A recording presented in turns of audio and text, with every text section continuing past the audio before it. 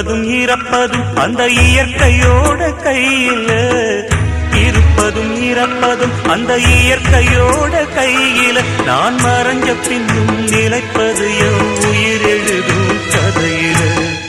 சந்திரனே சூரியனே நட்சத்திர நாயகனே, சந்திரனே சூரியனே நட்சத்திர நாயகனே.